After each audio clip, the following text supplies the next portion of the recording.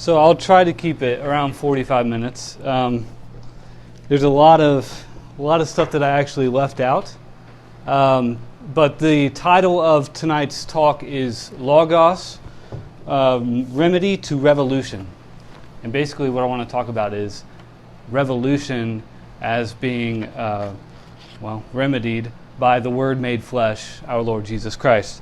So let me go ahead and open up to John chapter 18. And I'll read starting in verse 33. And this is Jesus being brought before Pilate. And they have this sort of philosophical exchange before Christ's execution. So John chapter 18, starting in verse 33.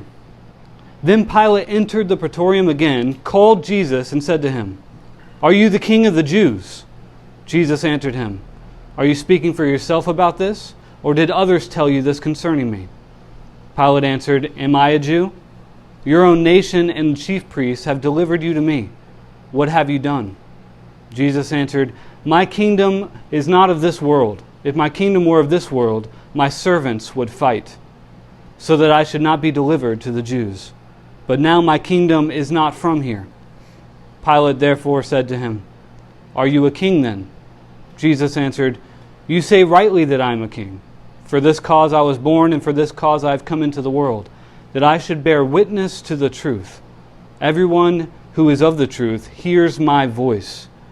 Pilate said to him, "What is truth?" And I wanted you to kind of see that dichotomy, those two speeches. You see the articulate speech of Christ saying that I bear witness to the truth, and those who have that truth hear my voice, hear my speech. And then you see Pilate juxtaposed to that with what is truth. He doesn't have the truth in him. He doesn't have that articulation. So my thesis this evening, I guess in a nutshell, would be revolution is the inarticulate reaction to the traditions of older generations. The remedy to this inarticulate speech is an articulate logos, an articulate word. So revolution demands substance to its anger, and the Word made flesh is that true substance and remedy. And the Christian witness in the world is to provide this word for every nation and people. So before I get started with what is revolution, I want to kind of go through some fun quotes that I was able to pick out. I'll start with the Communist Manifesto, because that's where everyone wants to start. That's Karl Marx, and this is not supposed to be some philosophical, political treatise. This is supposed to be a propaganda pamphlet. It's supposed to stir up emotional reaction in order to begin a movement. So at the end of the Communist Manifesto, Karl Marx says this: "The communists disdain to conceal their views and aims. They openly declare that their ends can be attained only by the forcible overthrow of all existing social conditions.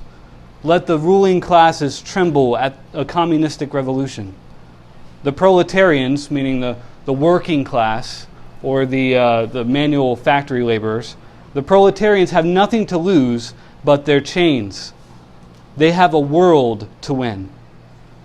So I want you to notice that language that Karl Marx uses. He uses forcible overthrow of all existing social conditions. He says, let the ruling classes tremble at a communistic revolution. So he's using world-shaking language here.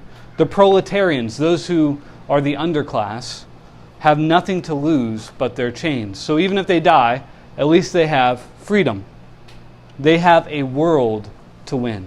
So you see a sort of eschatological or end times view that Karl Marx is presenting at the end of this pamphlet. Now I want to read some modern quotations that I pulled from some, modern activist groups that you would all be aware of if I mentioned the name. But I won't mention the name. You can ask me afterward if you want to know what they are. But the first one is this: "Our fight for liberty, justice, and freedom continues. Together we can and will transform. This is the revolution. Change is coming." So notice some similar language here. It's world-altering, transformation, justice, freedom, liberty. Together we can do this. There's a revolution. There's change is coming. It's world-shaking. And here's another activist group. This organization advances full freedom, justice, and equality for LGBTQ people. We are building a future where everyone can be free to be their entire selves in every aspect of their lives. Today, despite all the progress we've made to end discrimination, millions of LGBTQ people face barriers in every aspect of their lives, in housing, employment, healthcare, retirement, and basic human rights. Seems vague enough.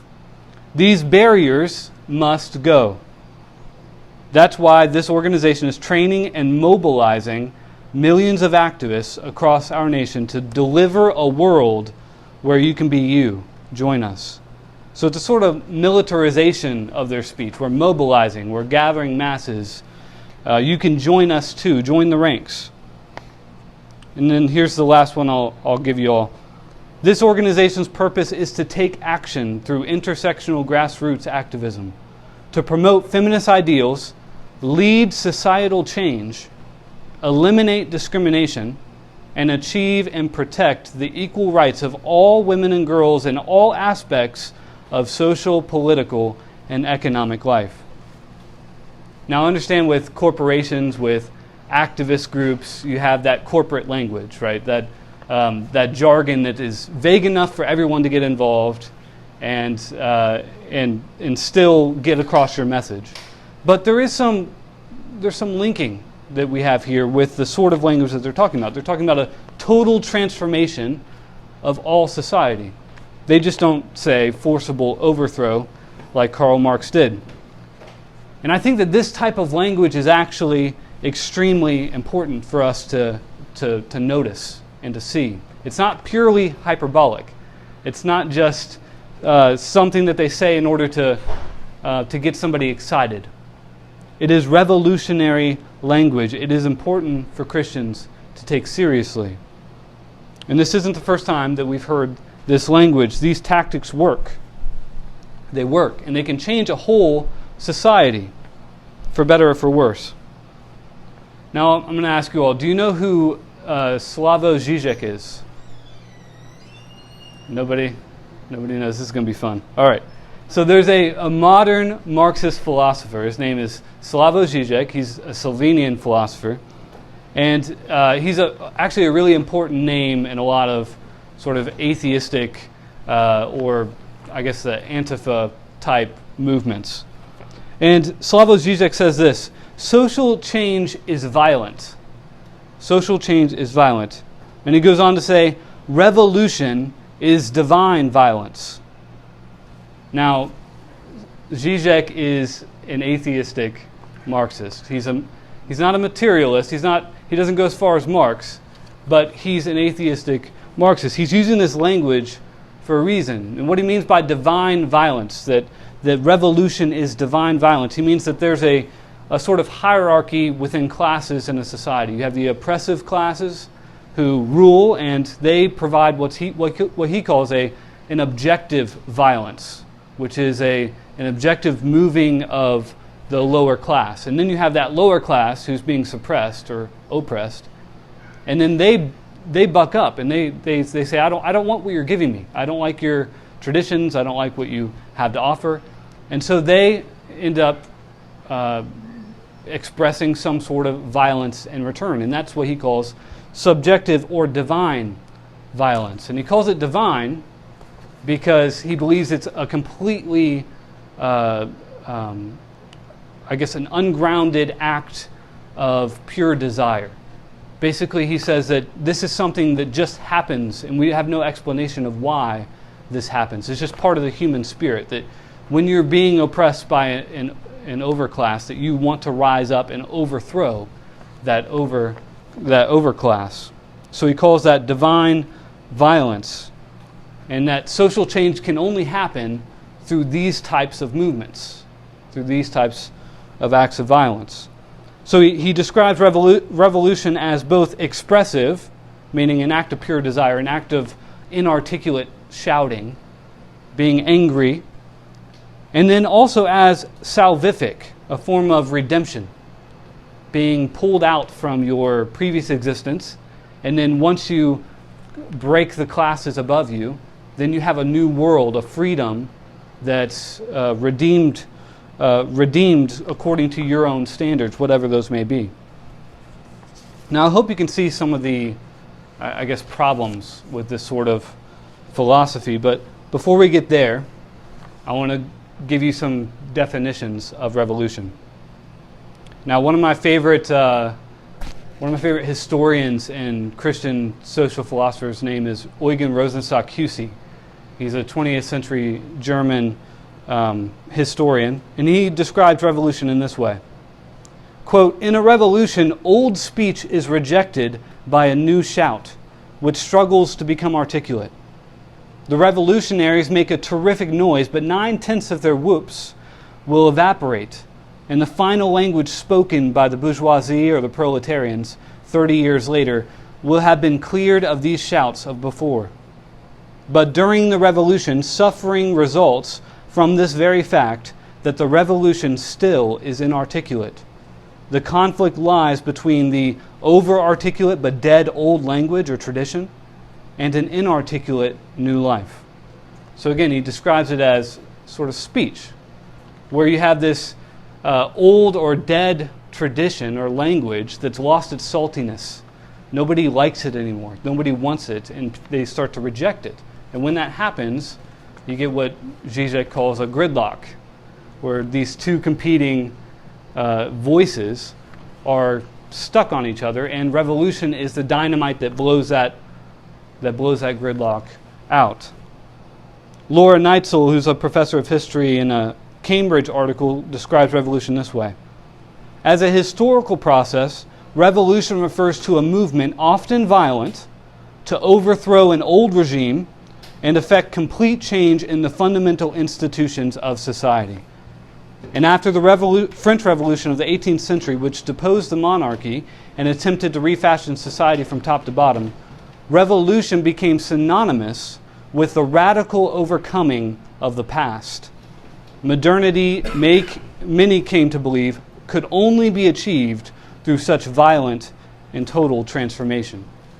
So revolution is, again, this overcoming of tradition, this overcoming of the past, and with no real sense of the future. There's no articulate future that they want. There's only an ungrounded expression of desire. S.P. Huntington, who's a Harvard political scientist, said it this way: "A rapid, fundamental, and violent domestic change in the dominant values and myths of a society, in its political institutions, social structure, leadership, and government activity and policies."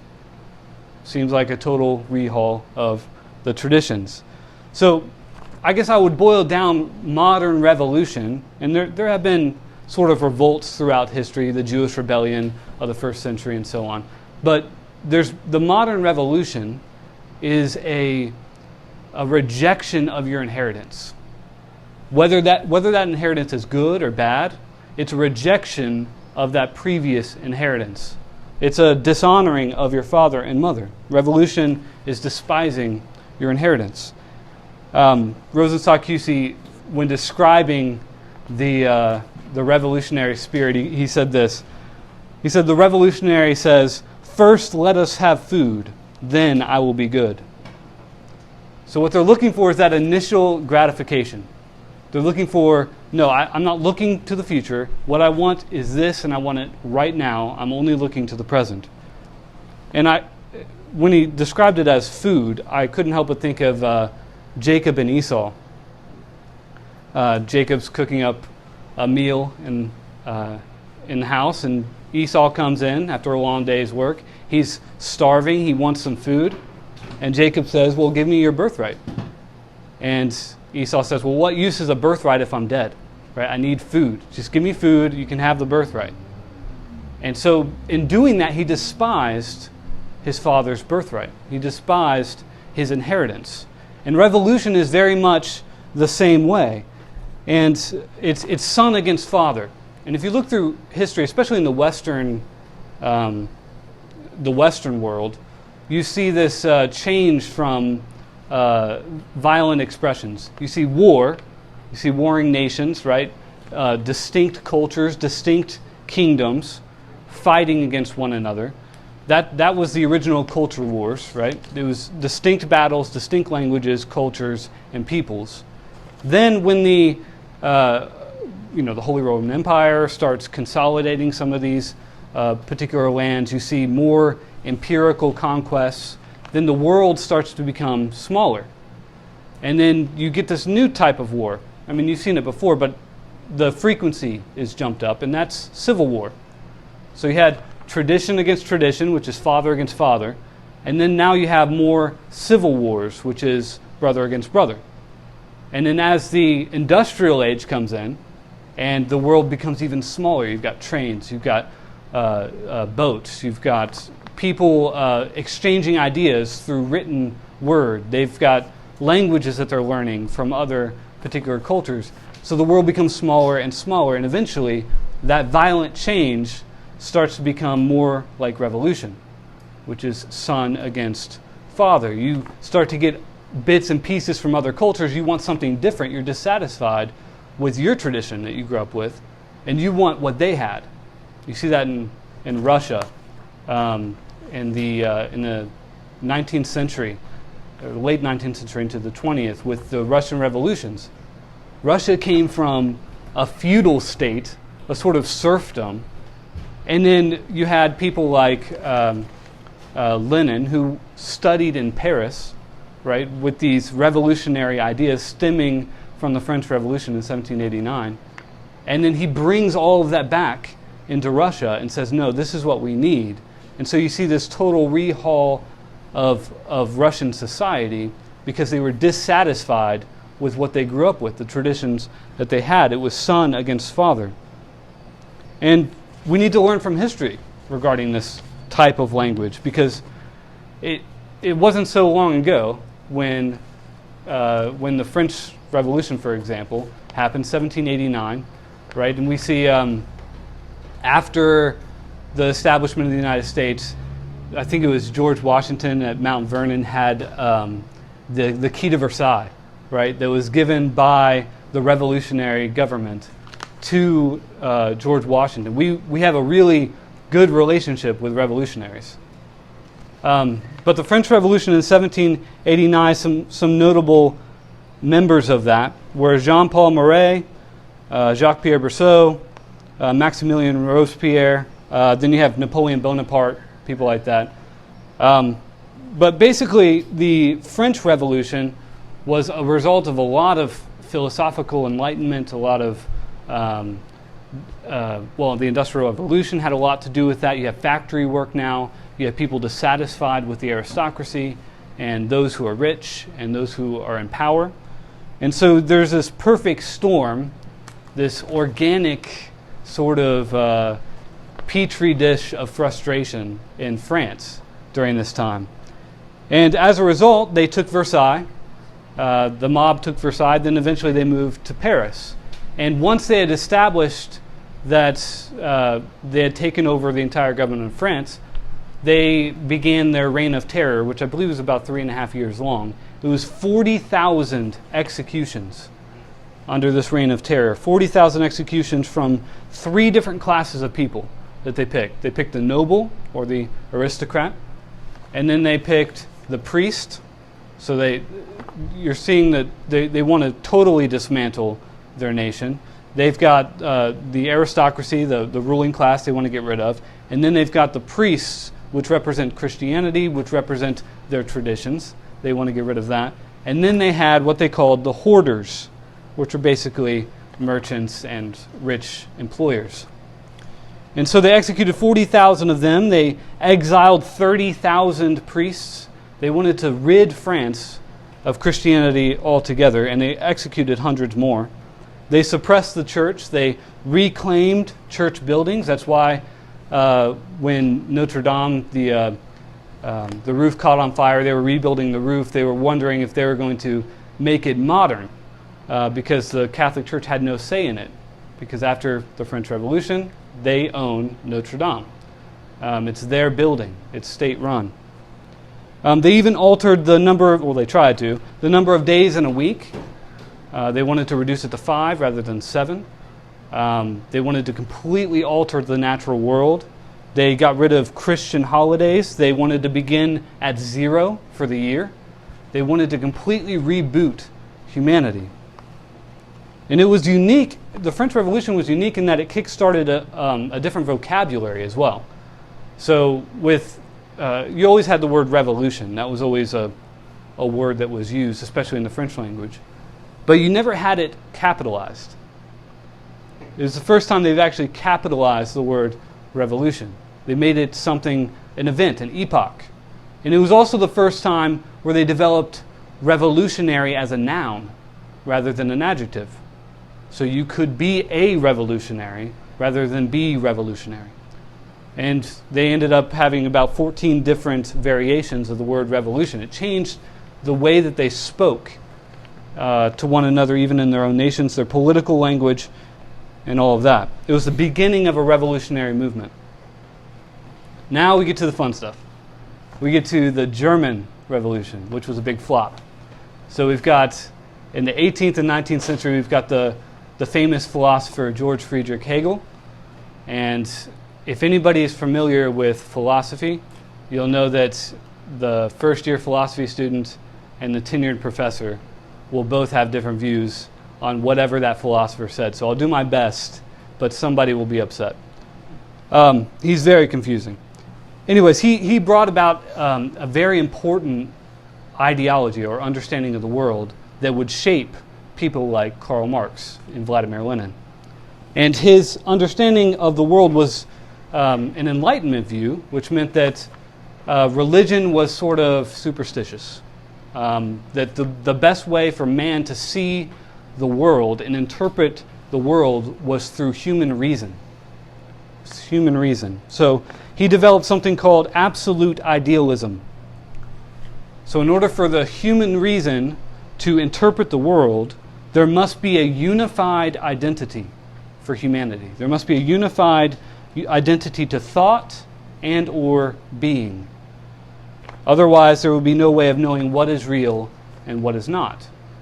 And so eventually he developed something called the dialectic, which basically meant that he would look through the past and the present through ideas and different cultures, and he would look at what they believed and how they acted and how they viewed the world, and he would say that we need to take that view of history and those views of those cultures and pit them against one another and have them struggle together so that eventually we can understand through the culmination of all these different types of cultures and views the human identity, the absolute mind, he called it. Basically, he was searching for truth. And he believed that the collective work of all these different cultures can eventually, as they struggle together and as you work through academia and philosophy, that you can develop or understand truth and what is the destiny of human existence, basically. And so Karl Marx comes along not too many years later in the 19th century, and he takes that dialectic, that struggle between ideas, both past and present, and then he just shoves it straight into political and social order. And he says, I'm a Marxist, well, he's Marx. I'm a materialist, right? I'm a materialist atheist. Nothing exists except for what I can see. What I can see and what I can perceive through my senses. So that's all that exists. So he takes this absolute mind approach and he shoves it into political and social order because that's all that man is meant for, is work, production. So eventually that comes down to economics. And so he boiled everything down to an economic struggle, a struggle between classes of people.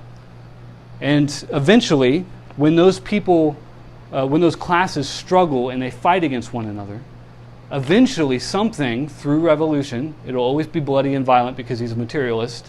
This isn't a battle of ideas, it's a battle of order and power. And because they struggle together, eventually a new freedom will occur through revolution. And then that new freedom takes humanity to another level and then we can see further down the field. And then eventually another class will be oppressing, and then we got to do it again and do it again. So he argued for a perpetual revolutionary idea. And you can see this in his first sentence of the Communist Manifesto. He says this: "The history of all hitherto existing society is the history of class struggles." So he says it right up front. That's what it is. That's what the history of human existence is. Class struggle, economic struggle, production and reproduction. That's what humanity boils down to.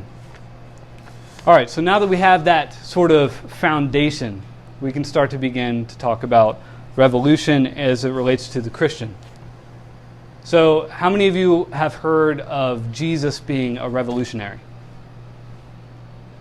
Okay, so we've heard that sort of language used to describe Jesus.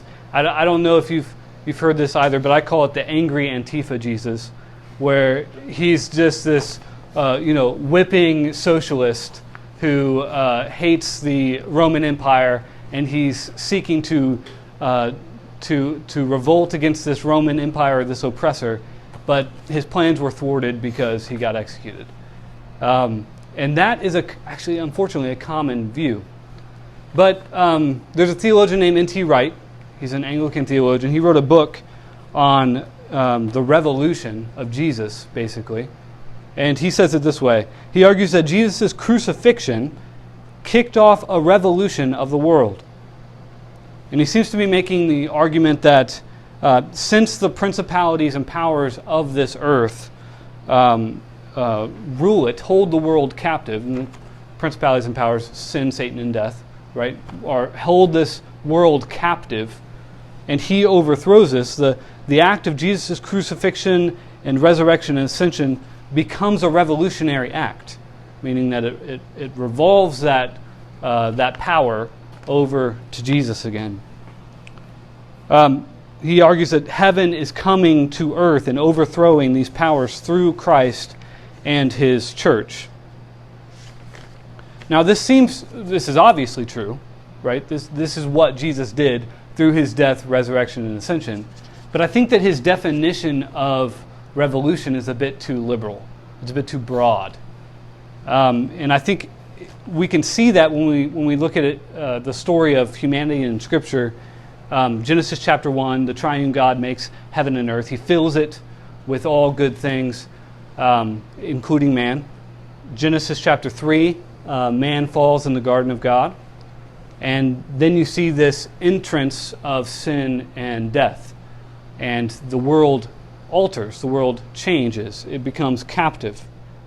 So sin, Satan, and death rule over the earth, and then Christ's death was the beginning of that end, beginning of that old epoch of history, and sin and death's reign over his creation. But revolutions, as defined earlier, are inarticulate in nature. So we're thinking about it from a human perspective. They're inarticulate. Christ is the very Word of God. He is the very definition of articulation. And this world is truly His. It's always been His. The real usurpers, the real revolutionaries, the real young ones, the real shouters in the streets are the evil principalities and powers that ruled over the earth after the fall. So, and you see this when Jesus is brought before Pilate, he's brought before by a mob. He's brought before them by a mob to the oppressor. So he stands in between those two powers that Marx would declare as the, I guess he stands in the middle of the gridlock, as Zizek would say. He stands above all of that because he rules over all of that. It's a totally different dynamic. Jesus isn't a revolutionary, he's king. He's king. And the sinners are revolutionaries. His plan on earth was not to overthrow the earthly powers with violent revolt. Instead, he would overthrow the principalities and powers that held those institutions captive. He'd go at the heart of it. So that was Jesus' fight. In his resurrection and ascension, he now rules over earth and heaven once again. This was and is and will be his world. He owns it. So in a way, Jesus is a revolutionary in that he revolves the power of the earth back to his rightful place. But he's also emphatically not a revolutionary, in that he is the true heir of heaven and earth, and he is remaking it into his image as it was supposed to be from the beginning. He is the remedy to the world's angst and frustration, which is exhibited in a revolutionary act. So he is the remedy to that. He is the remedy to sin, Satan, and death. The violence of Christ's so-called revolution is the work of the Spirit in the lives of man in order to give them new life and an articulate future. And that's the thing I really want you all to grasp. That Jesus gives us an articulate future. The revolutionary has no past. He's rejected the old traditions. He's rejected his past. He's thrown it off. He's loosened his chains, as Mark says. So he's shed his past. He has no past. And he doesn't have a future because he can't articulate it. They're just angry. They don't want what is currently in power. So there's no future. There's only present. The revolutionary is only in the present. The violence of the earthly revolutionary is used only to tear down and hope for something better in the end. There is no plan. It is inarticulate. It's a social temper tantrum, is what it is. All right, so let's get down to the eschatology of revolution, and then we'll end it there. This is one of my favorite quotes coming up. But Slavoj Žižek talks about revolution in this way. He says, every revolution, if it's a true revolution, he makes that distinction, is not only directed towards the future, towards it, but it redeems also the past failed revolutions. All the ghosts of past revolutions roaming unsatisfied will finally find their home in the new freedom. So that's his vision for revolution. He believes that the true revolution, whenever that comes, will redeem all the past struggles, and it will carry those struggles into this new freedom, which he can't describe. He has no articulation of what this new freedom will look like. And you get that sense when he says this, and this is my favorite quote from Žižek: the biggest problem with revolution is the morning after. It's like a drunken stupor. You know, you wake up with a hangover and you're like, I don't know what to do now. Everything's gone, everything's burning. I guess we'll figure something out. You know, I was angry, I didn't know what I was doing, and now it's a wreck. And when I was thinking about that, I was thinking about Chaz. You all know what Chaz is. Capitol Heights Autonomous Zone, right? No longer a thing anymore. It has dissolved. But basically, it was a bunch of people a cooperative, who got together and forcibly took over, a measly couple blocks of Seattle downtown. And they began to sort of create their own society. And it was a wreck from the very beginning. I mean, they didn't know what they were doing. They knew that they didn't want the oppressive structures in their business anymore. And so they created this very dependent autonomous zone where they bust in porta potties, and they had I remember seeing a picture. They had a big whiteboard. Well, I guess you can't say that. A dry erase board where they would write down.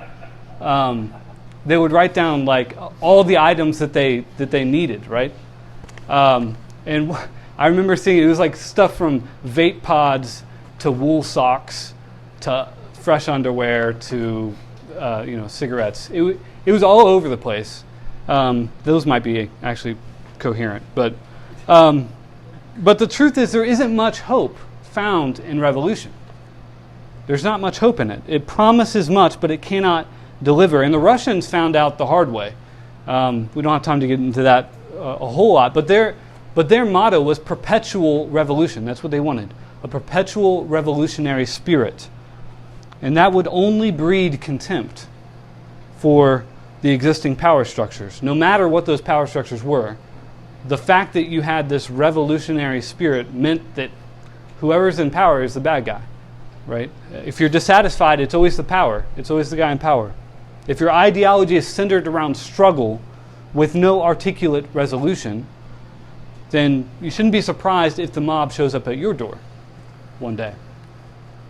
The pursuit of truth through the struggle of class only leaves the next generation saying what Pilate said, what is truth? There's no actual grounding or foundation for their pursuits.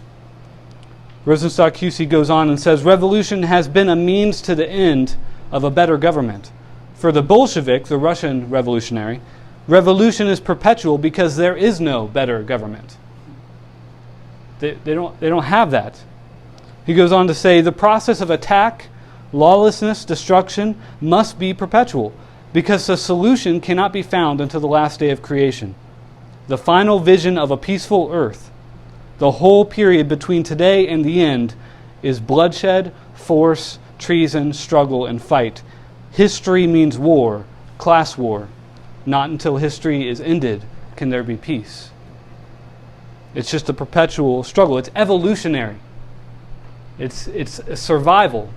We want to perpetuate this social order, this idea, and we don't know how to articulate it, but we continue to fight. So he has no resolution to the understanding of the world. It is only between classes that struggle, between bourgeois and proletariat. And in our day, we see the same language.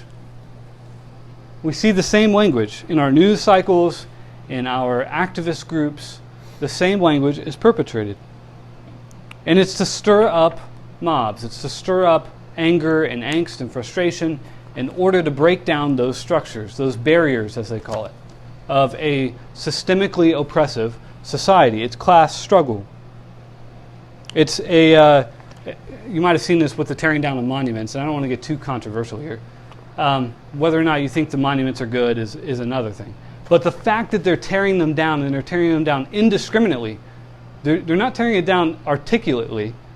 Like it started out with the Confederate soldiers, then it moved to Union soldiers, then it moved to Louis XVI. Like who knows why they're tearing down what they're tearing down? It doesn't matter. What they want is our tradition down. They want what this country was built around down. And whether or not you think that's good is another thing. But it is revolutionary. It is revolutionary. The Black Lives Matter movement, for example, does not have a coherent message or goal. It was first about the killing of innocent black men. And that's a noble enterprise, right? If that's really going on, we want to stop that. That's a good thing. But then it moved on to more things that aren't coherent together. It moved on to the deconstruction of the nuclear family. Why would you want to do that? If this is about innocent black lives. The deconstruction of the nuclear family seems like that would be a big deal. LGBTQ plus rights. I don't know how those coincide. Hatred toward fathers. There's no mention of fathers on their movement website. They explicitly omit them. Prison reform. Okay, I mean that's cool. White supremacy, and it goes on and on and on. The cries are not coherent. They're not coherent. And the only true hope for people crying for justice with no understanding of justice, the only true hope for people wanting to hear, wanting to be heard, but have no unified message to give, for people who hate their heritage, their father and mother, and desire no reconciliation, the only hope for that type of person is an articulate speech from above. It takes more than what you can perceive with the senses. It takes divine speech. That's what can silence those inarticulate shouts. The Word made flesh. They need Jesus. That is the speech that articulates a true hope, a true eschatology. And there's tangible evidence of this, an example of this, through His church on earth. So, I guess this gets to the preaching point. We need to articulate that speech to our world around us. And this language is exhibited not just through our verbal speech, but through the lives of faithful Christian living. That's what shows these mobs what is actually stable, what is actually good, what is actually worthwhile pursuing. It's exhibited in faithful Christian lives. Christians are not revolutionaries because Jesus was not a revolutionary. He's King of Kings and Lord of Lords. And there's a reason why revolutionary movements are atheistic, largely atheistic. The revolutionary wants to remake the world in his own image. But he can't, because that image is distorted by sin. So they can't remake it in an image because there isn't a unified image to remake it around. Jesus provides the direction and the tools that man needs to fulfill this life and achieve that goal of true articulate living. And Jesus is the fullness of humanity wrapped in divinity. That's probably heresy. Let me rephrase that. Jesus is the fulfillment of history wrapped in human flesh. He is the fulfillment of all things. He is the articulate word that remedies revolution. So the revolutionary grasps for authority. The Christian, what does Paul say in Romans 13? He says, submit to authority. Humbly submit to authority. The revolutionary wants to shed off the traditions of his fathers. What does the Christian want to do? He wants to take his inheritance and he wants to improve upon it for future generations. He wants to build rather than tear down. That's the fifth commandment. The revolutionary wants to recreate the world but doesn't know what image to remake it into. The Christian wants to remake the world by the Spirit of God, marking time according to the nature of God, and glorify the world for future generations. That's part of the Great Commission in Matthew 28. So we need to respond to the revolutionary with godly living and recognize that inarticulation, when you hear it, when you hear that inarticulate speech, you need to be able to notice it and be aware of it. Nothing does this more, nothing responds to this particular speech more than living a godly life with the father as the leader of the family, the wife as chiefly the homemaker, where you respect your church's authority, where you love your neighbor and offer them Christ, when you worship the Lord faithfully every Sunday, no matter if the world tries to change the day that you worship on. You need to be constant while the world around you shifts. That articulation changes the world.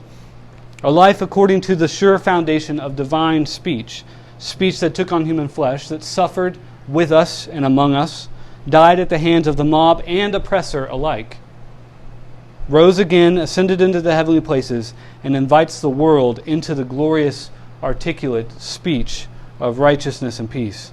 That is what we need to articulate to a class struggle bent society. Be a Christian, not a revolutionary. Thanks.